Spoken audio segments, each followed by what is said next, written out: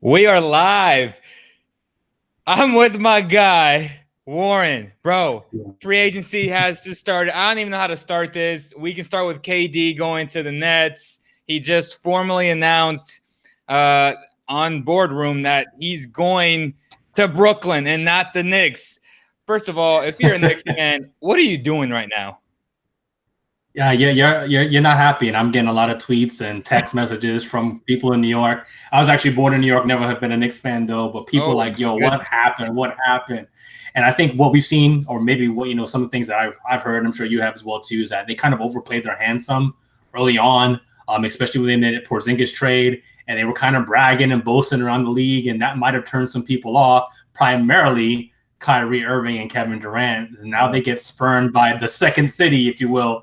Brooklyn is the borough, and they come here and scoop up two of the hottest free agents in the 2019 summer class, bro.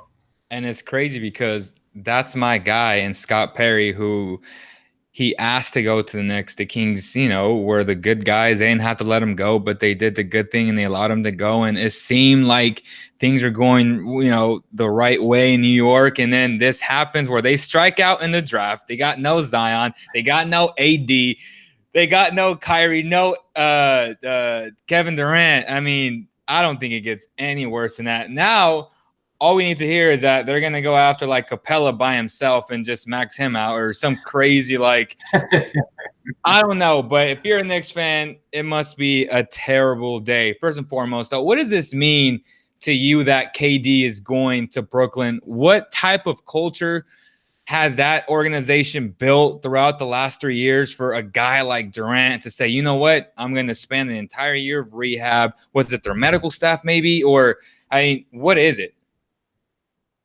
Well, you listen to the reports and ESPN. Obviously, they're running a draft special as we record here right now as well too. And apparently, Kyrie and Kevin are boys, and a lot of it might even just be that as well too. But obviously, what the culture of the Brooklyn Nets has been over the last few years, Sean Marks and company, Kenny Atkinson, those guys just have really put something special together here. Drafted well when they actually had picks. They did a lot of things as well too to make sure that they were get some good player development in here. Karis LeVert, I think, is a good young piece. They traded for Spencer Dinwiddie, got him in there. It's a great backup who could be a starter on a lot of teams. And I think just the market itself just kind of bears that fruit yet again. New York being what New York is, and yeah, it's Brooklyn. But I think the opportunity to maybe be the first to bring some real prominence to that team is also enticing, and KD gets to do it along with some of his friends, because not only Kyrie's going, apparently we're just saying DeAndre Jordan is going to be going there as well. And again, you get to play with your quote unquote brothers in arms, so to speak. That really says a lot, I think, about what that team and organization has done. Right. So the numbers on KD, I'm not sure what the contract is in terms of front loaded or back loaded, but as of right now, it's a 4-year, 164. Oh my goodness, he's set for life. You got right. You got Kyrie at 4 years, 141. Hey, where are these teams coming up with this type of money, right? So right there alone, that BRI looking real nice. Yeah, we're looking at $300 million. Yeah, that's basically two guys. That's like right. That's like soccer money, right? I mean, what are we talking right now? Okay, and you can only go ahead. No, go ahead. Go ahead, bro. Go ahead. No, I was just gonna say. I mean, you can only imagine that this team is gonna be one of the hottest teams in the league. They're gonna catch like wildfire, similar to the Warriors, where everyone's gonna want their jersey. They're gonna be the hottest ticket in town.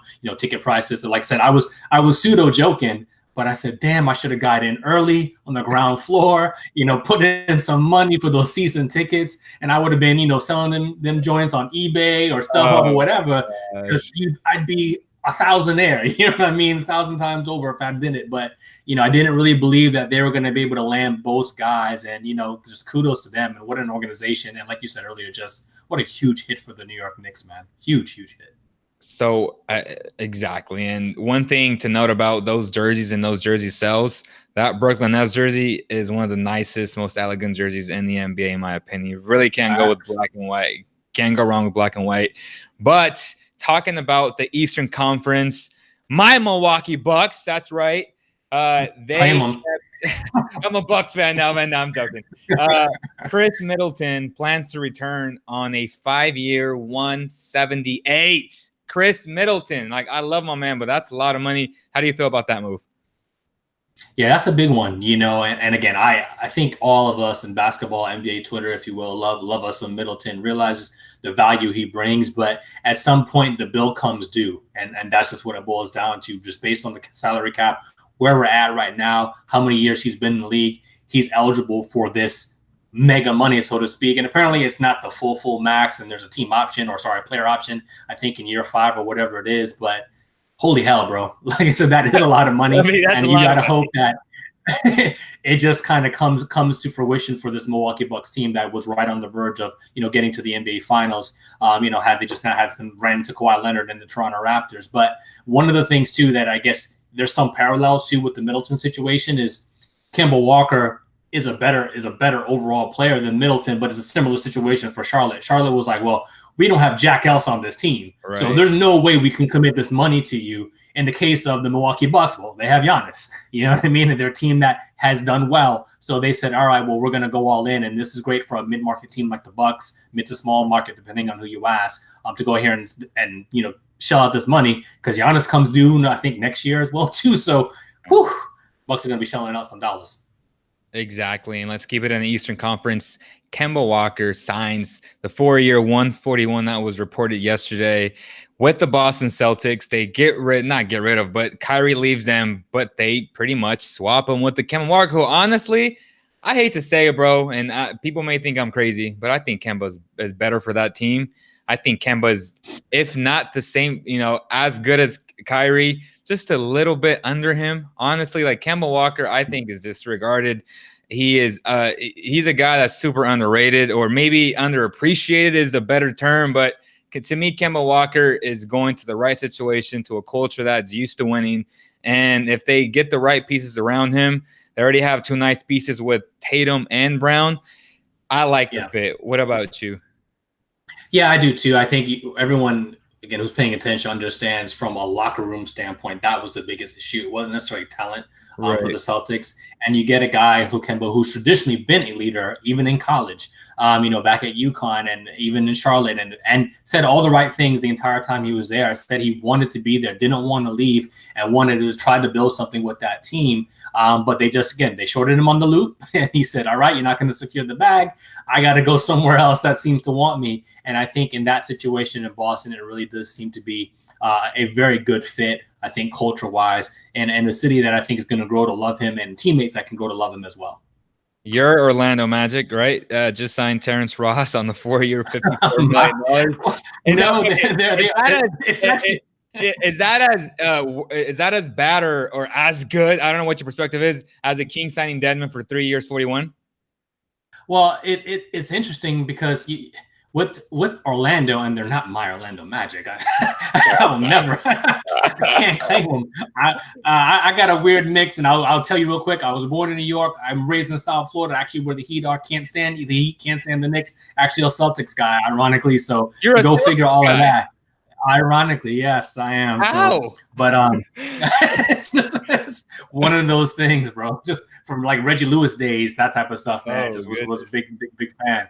But ironically, with Orlando, they're in this situation where I feel like they just want to run it back. They're re-inking Vooch, to that $100 million deal as well too, which essentially says, hey, Bamba, you're going to sit on ride this pine and, try to figure it out, getting backup minutes for a good foreseeable future. But Ross had a very good year. It might be a little bit of a stretch and overpay, but, like I said, there's some wild things going on right now. And, while we're talking about people's teams, your guys, Sacramento, signing Ariza as well. Right now, breaking news. Wow. So, Sacto really making that push, for the playoffs, getting some veteran guys here too. But I'm always of that ilk. And didn't Sacramento Kings go down this route a few years ago where they had a lot of extra veterans than maybe necessary, but maybe not as capable as the ones that are being signed this summer? Right. So kind of what are your thoughts on that too? Bringing in Dedmon, bringing in Ariza, bringing back Barnes at that number, when you still have talent that you need to develop. So, 2 years ago when they brought in George Hill at 19 per season, when they brought in Zebo at 14 per season, and they brought in Vince Carter. That was more of, okay, let's set the culture. We know these guys are past their prime. We have a bunch of young guys. Well, last year, obviously, as the entire NBA knows now, that the Kings developed quite rapidly, faster than anyone would have thought, really. And so now it's like, okay, we're bringing in guys, as you just said, they're not that old where they're not like placement guys. They're guys that can contribute right now. Again, I'm not knocking Dedmon. I think he's a good player. He is a guy that's potentially a little bit better of an upgrade than a Willie Cauley-Stein, but is that saying much? You know what I'm saying? Like, so yeah, I see that again. 3 years, $41 million. Ariza, I'm not sure about the numbers. As we said, we just broke that. And then Harrison Barnes bringing them back at 85 mil. It's front loaded, which means they're gonna pay him most of the money up front, and then year 3 and year 4, you're gonna have more cap flexibility, which is a good thing. Smart move by our guy Kent Catanella, who is Vlade's assistant. He's a guy that went to Duke, super smart with cap numbers. So that's definitely, I believe that's him and his influence on numbers and how the cap works. So that's pretty positive in that way. And yeah, I'm trust me. You just told me I'm getting text messages. Oh, Trevor Ariza, I would have liked the Ariza maybe last year, but who knows if he takes care of his body. He's a guy that can make some a nice impact off the bench. That's what the Kings are looking for, a backup wing to Harrison Barnes, to Bogi Bogdanovic. I mean, it's looking pretty good. What that also means and what that entails is that they have a lot of faith in their young bigs and Marvin Bagley and Harry Giles. They must know something that maybe they can play him longer minutes at that position, because I don't know how much time Dedmon will give you, but at 3 years, 41 million, he better give you something, right? Yeah, well, yeah. Otherwise, he becomes like the next Yamahimi. You know what I mean? He's just exactly there, taking up space, and you don't want that. As we're discussing some more head-scratching moves here, the Orlando Magic, who are not mine, they just inked Al-Farouq Aminu to 3 years, 29 million. That's a really good now deal, you bro. have. That's a really good deal. But where is he gonna play? If you have Isaacs, who you're trying to develop as well, that's a good deal. No, I mean numbers wise, but again, the development and everything that's kind of being in there. Again, like I said, if you know for sure he's going to be your backup, 3-4 type player, then so be it. But I think when you've got Aaron Gordon and you got Jonathan Isaacs as well too, and you got Bamba, those 3 guys, you're trying to develop kind of long. Yeah, well, I know you'd love that, and Vlade just trying to accumulate all the big men in the entire NBA at one time. We'll put Taco Falls in there. We'll put Bamba in there. We'll put all these players in there, bro. But that's a wild deal, I think, for Orlando, just on a personnel wise, not in terms of the player himself and even the culture that he'll bring too, because Amino's kind of a low risk type of dude and doesn't really cause problems within your locker room. But I think, again, if you're looking to actually pay these guys and have them play minutes, there's going to be some time crunching there as well too, unless there's another move Orlando has on the horizon. So I'm sure a lot of people follow Cranjin Basketball. He goes as Cranjin Basketball, a huge analytic guy. His website, Basketball Index, and I had text him what the value was. They have like these cool, this awesome database of RPMs and stuff like that, and they said that his database had valued him at 3 years 35, and the Kings got him at 3 years 41, and it's a 42% chance he returns a positive ROI. So I'm kind of hopeful now. I mean, that's good news according to all the analytics. Yeah. If he, there's a higher chance. I like 42%. You know what I mean? So, and they overpaid slightly, but again, if you're the Kings, if you're the Magic, you kind of have to overpay the extra 3, the extra 4 million, because you are smaller size market teams. Does that make sense? Yeah, no, that makes perfect sense, and it doesn't make sense for me, even as somebody who covers the league as well, to not understand that point. Like, it really doesn't. We've all known. I mean, you can take it back to the old Hawks teams. They wanted to stay relevant. They wanted to stay competitive. So they paid Joe Johnson. They paid Josh Smith. They paid those guys. There's certain times where a player means more to that team and organization than they will on the quote unquote open market. So you pay more to kind of keep some of the guys or to get guys to come to you when you have that type of situation in your city. Okay. So the numbers was 2 years, 25 million for Trevor Ariza. That's again, that's a little bit of an overpay. I have to admit it. But again, I'm really impressed with that Aminu number, man. I wish the Kings would have landed Aminu over Ariza at what'd you say? 3 years, 27? I think it's 328. Oh my god, 329. How did we land that? Hey, How did we get Ariza at 225 and then at 328? What's going on here? That's actually, again, you look at that number, it is, very, very tradable at some point as well, too, if they decide it doesn't work out too. So, decent move for Orlando, but again, I'm still a little like, we'll see what happens with this playing time, because again, I really do believe in, like, you drafted these guys, and some of these guys now actually are John Horst's guys in terms of like a guy like Jonathan Isaac. So where do those minutes go? Or like I said, unless you just don't feel like he's the dude for you, and because some other moves make it happen. And this is the thing, against a conversation that you're a smart dude, you know what it is. Even when you see the draft, you see people making moves, it doesn't mean this isn't what it is today. You know what I mean? Or that's what it is today. It doesn't mean what it's going to be when the season starts. So these signings could lead to like other deals and all kinds of things that can still happen throughout the summer. So I'm getting some text from my guy E-Man that the second year is partially guaranteed. So that makes sense. Okay. So for Reeves, it's partially guaranteed. Let's talk about Derrick Rose inking a net with the Detroit Pistons. What does that mean? I mean, are they going to start him or what's going on there? Well, I mean, wouldn't you? I think I think we're all done. We're all out on Reggie Jackson as it is right now, and whatever the number is, that's fine. But I think right now, if you're signing Rose there, it's primarily to give him some decent minutes. I'm sure there'll be some load management games, and Jackson can still be a spot starter and all of that. But I think you're trying to, based on the talent that he showed, he was able to come back a little bit. It still was injury prone, obviously, which is something you need to be concerned about when you have Blake Griffin as on your team as well. But this Pistons team is making a move to try to finally shore up that point guard situation. I don't know if Rose is the answer, but at that number, I think it's gonna be pretty low risk for them. And then he probably beats out Reggie Jackson for the starter's job coming opening day. Yeah. So Damian Lillard, Porzingis, they get their extensions. Lillard got it at 196.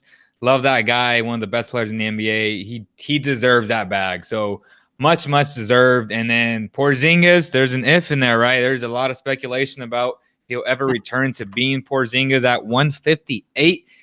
Would you have paid that money? I mean, you kind of have to, I guess. Yeah, well, if you made the move to get him over there, right, and that's what it boils down to. Like, you knew what it was when you made that decision to begin with. So apparently his legal trouble and all that stuff is behind him, but he does seem to be a guy that might be a little prickly. There was obviously the footage of he got in a fight, I think, in Latvia over the summer as well too. His nose was bloodied and things like that too.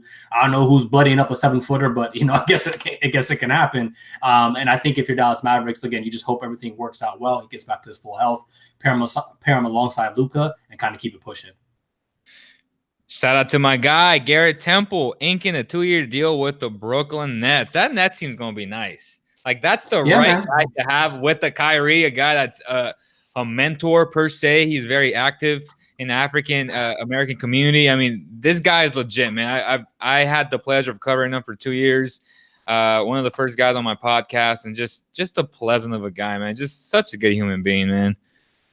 Yeah, I think that's very well said. I had the same thing. Had an opportunity to interview him for the site I write for, Close to 360 this past year, in his role in the Players Association, and just a guy who really has it together. He was talking about his life and being with his girlfriend, find out his girlfriend's a former Miss America or whatever it is, and just real low key about everything. You know what I mean? I'm not judging him on that. It's just, but he understands he's raised right. And again, I like to see that he's gone to a good situation. It's a shame that he's bounced around as much as he had, but it's one of those things too. When you're that good, a lot of people do want you for their locker room and their chemistry. And again, same thing on friendly deals. Not sucking up a lot of your cap. So I think it'll be a good influence. I believe, especially with a guy like Kyrie Irving over there. Right, and that's key. And I believe his father was the first African American to play at LSU. So that was a big thing. And that's why he's so active in the community. So JJ Redick, 2 years, 26.5 to the Pelicans. What a surprise of a move, huh? Well, I'm there's a couple people. What is the word we stand for, or whatever, so to speak? And Griff is one of those guys. Right. I just feel like he's just doing a phenomenal job as a general manager. And they know they needed to get some shooting alongside Zion, alongside Lonzo Ball as well too. Because again, Redick's now going to have some great opportunities to be in the corners or coming off screens and picks and things of that nature. And I think that's just a great number for him. And I don't know the full details. I don't know if that second year is guaranteed or whatever it is. But even if it is or if it isn't, I think that's something that's palatable, for what the Pelicans are doing. And sucks for the Sixers, who are obviously trying to continue to figure out a way to continue their run and ascension in the Eastern Conference. But Redick was a key piece for them, even a good key veteran piece for that team in the locker room as well too. And I know we're having a lot of discussions about that on the show here, but you can't underestimate that. You need to have those good quality guys who can kind of keep stuff together for them. So it'd be interesting to see how Philadelphia moves forward, especially if they do bring back Jimmy Butler. Exactly. Ricky Rubio, man, going to the Suns, 3-year, $51 million. Holy what? That is the guy. I think he's the perfect fit in that team. A guy that's pass first, that will get you in the best positions to score. If you're DeAndre Ayton, you're loving this move. If you're Booker, you're loving this move. He's good defensively. Wow. How you feel about that? Didn't know. Wow, Oh man, that's bugged out. So all intel coming in said that Rubio was going to Indiana. Yep. So Phoenix finally gets a point guard, and like you said, somebody who is going to be pass first and can defend, and he can get hot, offensively, like for a 2 or 3 game stretch here and there as well too. So I kind of like that move for Phoenix. Was kind of wondering what their summer was going to look like.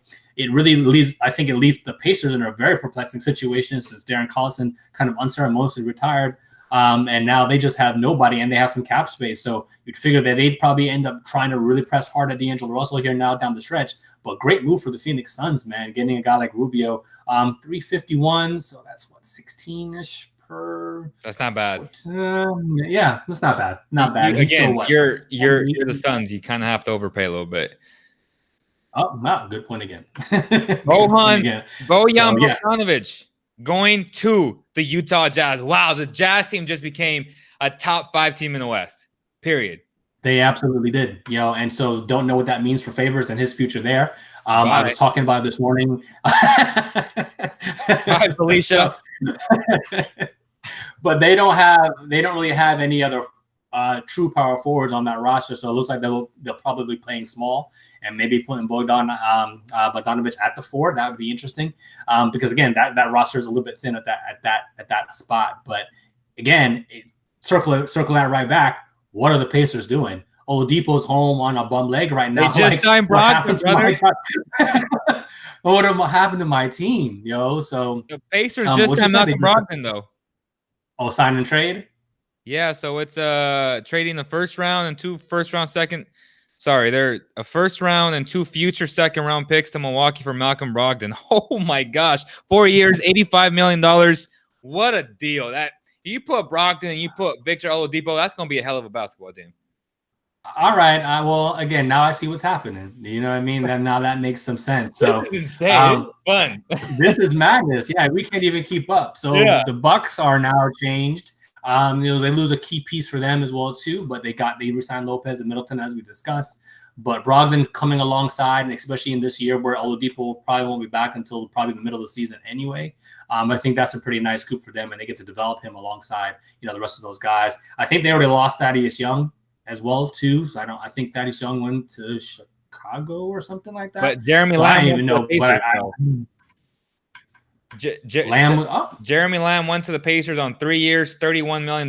That's a nice pickup.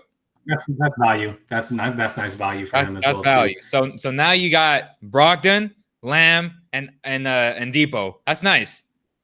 Yeah, and you still got Miles Turner there as well too. So and you got Sabonis.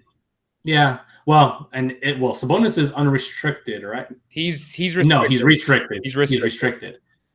So figure they'll probably do whatever they need to do to kind of keep him in tow as well too. But it's interesting because a team like that was building such goodwill, now they have to reformulate and kind of get some chemistry going. So while the pieces on its face seem to work, Just again, you got to put that gumbo together and see what's going on there. But I think this Pacers team was already going to be due for a down year anyway, with Oladipo missing most of it. My God, there's just so much to like talk about. It's funny because Woj and Shams are like trying to compete, and they're like, "Oh, I'm first. I'm first." Kawhi Leonard, where is he going? Yeah, I'm put it this way: if he ends up with the Lakers, I'm just not going to be a happy dude. Really and truly, I think just for the I really would, and I think just for the overall competitive balance of the league itself. I want to see him stay in Toronto. The Atlantic Division can really just end up being monstrous outside of the Knicks. But if he were to stay, but then if you're going to go, then go to the Clippers, you know what I mean? And then maybe you swing Jimmy Butler to come alongside with you or something like that as well, too. I just don't want to see that end up happening where 3 of the top 5 players in the league are on the exact same team and the LA Lakers. So, again, when these things kind of happen, I have the kind of that self-deprecating things like, all right, well, that means he's probably going to the Lakers. So I hope it doesn't happen. But if I had to guess right now, based on some of the reports I've seen, that's probably what ends up being. What are your thoughts on Kawhi, bro? I hope he stays with the Raptors. Honestly, yeah. I believe he should run him back, potentially win a second title. Although it won't be as easy because you guys know that Giannis will get a lot better, and he's probably going to have another MVP year next year. So you put the Bucks right there, even though they just lost a critical piece, right, in Brogdon. And then you got to, talk about teams like the Sixers, kind of the Celtics, kind of the Nets, depending on how they look overall. But the team to beat, I still think, is the Bucks. And even though they lost, they could have easily won Game 3, and we can talk about that as well and how they gave up that double overtime game. And that would have changed the complexion of the series. So a lot of things went well for the Raptors, honestly. I'm not taking anything away from them. Shout out to them, a great organization, classy. They deserved it. At the same time, contextually speaking, that Bucks team is pretty damn good. And they may, if he doesn't come back, then it's the Bucks and everybody else, in my opinion. And then if he goes to the Clippers, well, it sucks for the Kings because it's about to get a lot tougher, right? Yeah, no, for sure. But again, like I said, I think we all can agree that Toronto seems to be the best fit, because if he does leave, that organization essentially is going to go spiraling, just based on just losing that one key piece. And sure, it was worth it. You got a chip out of it, no doubt. But it really is kind of madness, because the rest of this team, it's a bunch of expiring deals after this year anyway. What are you doing with Lowry? What are you doing with Ibaka and things of that nature? Like, he really can just send this franchise, after winning a championship, into the NBA abyss if he were to leave. So right now, just real quick, looking at everything, are the Sixers and the Knicks the biggest losers? As it stands right now, I think you'd have to. Knicks more than anybody else ever in the history of free agency. I thought those years for the Dallas Mavericks were tough, but this is just brutal for the New York Knicks. And I think right now, as long as we understand exactly where Butler and Harris are going for Philadelphia, yes, they've already lost Redick, but there's still some I guess headway and things that they can make to try to make some things happen. Apparently they were in on the Brogdon conversation, but it scoops in because, well, the Pacers had to. So I think it sucks for Philly right now, but again, they're still right there. They're still right there, especially if they get one of those two guys to return. So did Tobias Harris just sign with the Sixers or no? No, not that I've seen. Okay. Again, Twitter timeline is like the Matrix right now. So you were right, as expected. The Jazz are expected to let go of Derek Favors, so now he becomes a big, that a lot of teams I think will be looking for on no doubt. Minimum. He's good. He's good. We haven't heard anything about Al Horford yet. That's your guy, right? You're a Celtics guy. Whereas I thought he'd end up with the Kings. He would have been the ideal fit. I don't know if they ended up offering him that 4th year, which would have been $112 million. I think the Celtics could have offered him the 3-year deal, but he wanted 4. His agent kept saying 4. Where's he going? Yeah, it's a great question right now. Everyone talks about the mystery team. Sacramento was linked. New Orleans was linked. The Sixers are actually still linked, I guess, as well, too. A lot of chatter earlier in the day that Boston was trying to create the cap space, in essence, to be over the cap team, bring him back as well. Then, the longtime writer, Steve B, he more or less says, like, he's not coming back no matter what. So Al Horford's destination is as much of a guess to me as it is to anybody else. I think he does fit potentially in Dallas, and I think he does fit pretty much everywhere, as a lot of people have said. But I'd say if he's going anywhere, it seemed like it'd be Dallas or Philadelphia. And I guess you can't rule out the Clippers as well too if they still stay in the Kawhi Leonard hunt. So going back to the Magic and that Aminu deal, do you feel, I mean, they just gave him $28 million, but what does that mean for a guy like Jonathan Isaac, who I'm actually pretty high on? What's going to happen to him? Yeah, you know, I want to see, again, I'll be out at Summer League and I want to see what Orlando does. A lot of 30-year guys don't necessarily usually go out to that, so we'll see if he does, or he may only plays a couple, two or three games. But I'm sure there will be some teams that start calling, you know, Horst and trying to figure out, hey, what's good? You know what I mean? Is this guy available based on some of the decisions and roster that you've made? But I like him. You know, I think it's too early to give up on him. And Orlando Magic gave up on a guy like Victor Oladipo hella early. Not the same management that was in place that did that. I understand that, but you just don't want to be the team or franchise that those things continue to happen to. So, you know, we'll see what ends up happening with Isaac. But again, like I said earlier, just a lot of kind of similar parts, and you got to figure out how these guys are going to play and get these minutes. You brought back Ross, you brought back Vucevic, so it's not just a run it back situation. They still have Fultz, no idea what's happening with him or when or what the situation is well too, but Orlando has a couple pieces that they got to figure out. Yeah, it's going to be super interesting. Any other notable names that we've missed on this timeline? There's just so much to dissect. Again, we talked about Rose. Oh, Thaddeus Young has agreed to the Bulls on a 3-year, $41 million deal. Do you like that deal for him? With Chicago. It's interesting. I mean, he should be coming off the bench, I guess. So I think, you know, to provide that team some veteran leadership as well too. And Thad Young did a great job in Indiana. So I think it's palatable for Chicago. It's not crazy. You know, Thad Young's a pretty solid basketball player that I think can help them kind of throughout. Seeing Thomas Bryant got a deal or just re-signing with Washington, I think it's 3 years, 25 or something like that. Okay. You know, minimal moves there for them. But I think a tweet went out earlier that signifies, or the other deal that they did earlier means that Portis and Parker are probably going to end up having to find new homes and new destinations themselves. So I think Portis is a guy who's going to get a lot of attention. I think a lot of people are unnecessarily down on Jabari. Again, you just have to know what he does in order to get the right value for him. Like if you expect him to be the number 2 pick and all that, that's not where we're at anymore. But you know, he's a guy who can score, he's a guy who can rebound in a vacuum as well too, and I think he can play a role for a decent team. So we'll see what ends up happening with some of those Washington bigs. You think a guy like him can potentially go to the Lakers on a 1-year deal, show off a little bit, have a good year, have a nice run? Is he that type of player? Yeah, I think so. You know, it's just, you know, a lot of people, we're in the age of the 1-year prove it deals.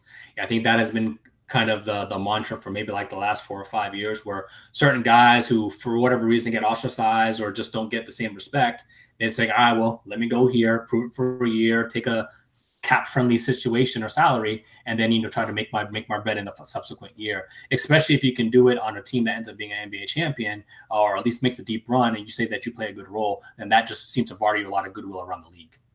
Now, on King's Twitter, I don't know why there's this silly rumor about Andrew Wiggins going to the Kings, and it's like, why would you want Andrew Wiggins on this particular roster? Like, that makes, and, you know, you're a guy that doesn't cover the Kings locally, so give Kings fans, the silly ones, some perspective on why the Kings shouldn't do something like that. I mean, the book on Wiggins is just that the motor is low. You know, he's a guy who's really just kind of going through the motions based on his talent more than anything else. And there's not a true drive to be a champion. It's just like, hey, I'm so good, I can make my 20+ million, and that's fine. And that's the biggest knock, because there are a lot of physical tools that you feel like he should be tapping into, especially defensively as well too. He's got the length, he's got some lateral quickness as well. Hasn't really worked on his jumper to be a knockdown shooter, but just, he's a scorer. But again, not a consistent one, and not one that gives a lot of effort. So I think if I would be very hesitant to bring him into any team at that number, especially if you need to try to develop some other young talent around you as well too, because then that type of energy can wear off on some of those other young guys, and that's the last thing you need on a budding team like Sacramento, who had such a great year last year. All right, so let's talk about Harrison Barnes, which we haven't talked about. 4 years, $85 million front loaded. We mentioned that earlier, but we haven't really dissected it on what that means with the Kings.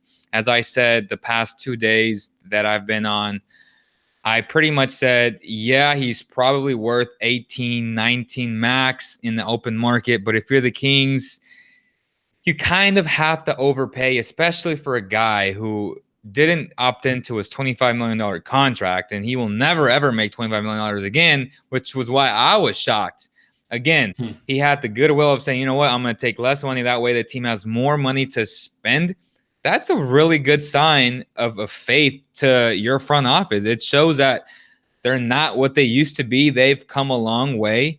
And again, he's a guy who was a great for the culture, awesome human being. He is a very good three-point shooter percentage-wise, one of the best defenders in the game, in my opinion. I mean, this guy, guys will score on him. Guys get scored on all the time, but it's how they get their buckets. I watched enough of him last year to notice that he makes life difficult on most elite guys every single night. And then that's really all you can ask for. So he's a guy that's going to set the tone. He's an NBA champion. I think it's a win-win.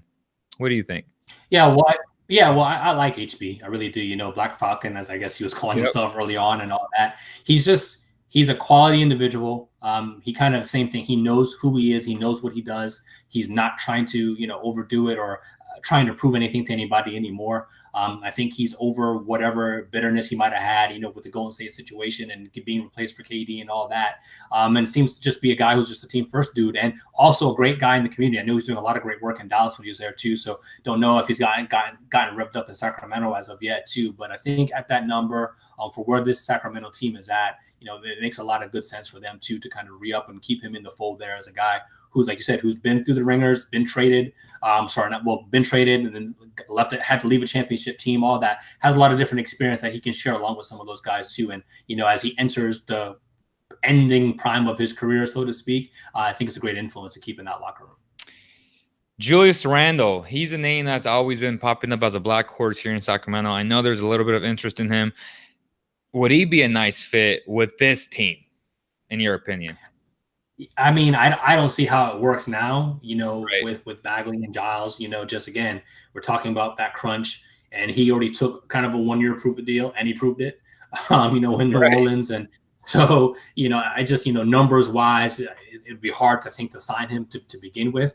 And I think there are teams out there that are definitely going to be trying to give him a substantial salary, again, like the Knicks, especially if they want to do something short. If they want to do 1-2 years or something like that, he's a guy who they can probably look at. Still really don't know. I don't know how much right now the Pacers have in terms of the money after the Brogdon deal, but they had some cap flexibility. So losing Thaddeus Young, do you bring a guy like Randall in there as well too? I don't know. I think he's a guy who's going to travel well in terms of having an ability to garner a good contract, and don't see him as a great fit for Sacramento based on the current roster structure. Absolutely, man. Anything? Let's wrap this up because I know you have to do your podcast. But anything that you're working on, any projects that we should look forward to? I know they can subscribe to your podcast. Tell people where they can follow you and all that good jazz. Of course, brother. Yeah, definitely follow me at Shaw Sports NBA. Holler at my co-host Cal Lee at GameFace Lee, and the show's handle at NBA Baseline. For me, be working on some summer league stuff. I live in the Miami area, so going to be talking actually a lot about summer basketball down here. There's a lot of great runs. Players are down here already getting in runs with Stanley Remy, a great trainer, and then Miami Pro League as well too. So I will be checking a lot of that stuff out this summer, in addition to going to Vegas this coming week and checking out summer league too. So stay tuned, man. You always keep up with me and Leo, my dude. It's always a pleasure, man. Love it, man. You saying that makes me want to go out there and just hoop, man. I mean, I'm here to get cryotherapy, bro. I don't know if you saw my ankle, man, but last Tuesday I just came down on the block, completely rolled it, popped, and I heard it pop, and then got diagnosed with that level 4 high ankle sprain. I went to my first cryotherapy session today. Felt a lot better. Hopefully I can speed up and, meet you over there in South Beach and just hoop on these guys, man. Well, you're welcome anytime, brother, man. But Godspeed getting that ankle right. I popped my hamstring earlier in the year too, and I thought I was gonna die. I thought I couldn't walk forever. So that's like I said, yeah, man. man, we got these ambitions as hoopers. We probably got to slow down a little bit and leave it to the professionals. But nevertheless, man, I say that, but then I'm hooping 6 days a week, and I'm like, why am I hooping so much? It's hard to put the ball down, man. I'm telling you, like, there's nothing, like, at least for me, there's no better feeling than being on the hard, which is why I'm eventually going to get into coaching.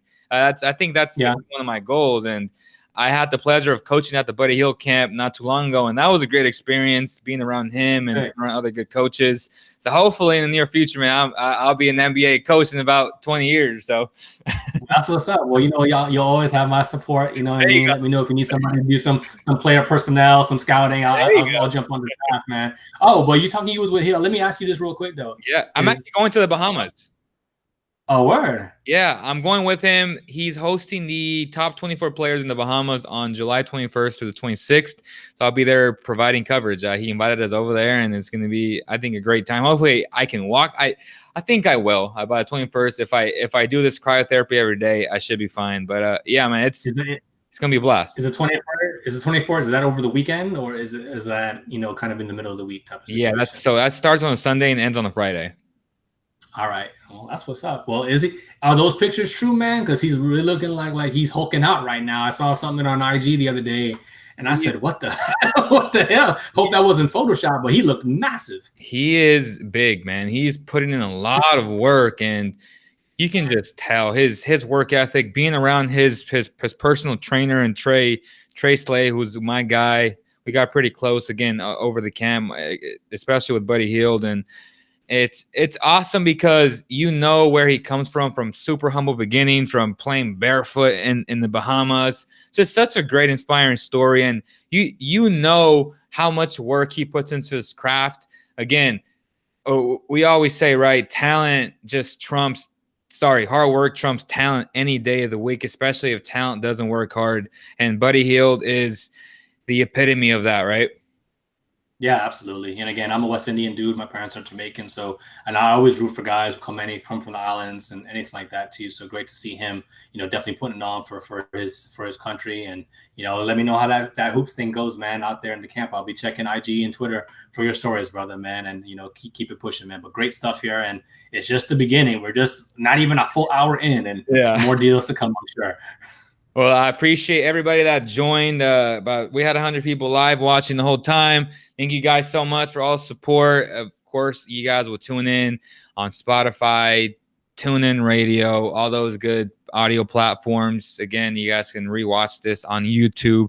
We'll have some clips on Twitter, have some clips on Instagram. Make sure to follow my guy, Warren, and obviously us, Basketball Zone Official or Cowbell Kingdom. Thank you guys so much. If anything else breaks, I'll probably come on here solo, but you guys can also check out Warren's podcast. Yeah, man. Thank you so much for spending an hour with us, Warren, and we'll see you guys on the next one. Absolutely, brother. Enjoy it, and thanks to all your listeners and fans too, brother. Have a good one, man. Yes, sir.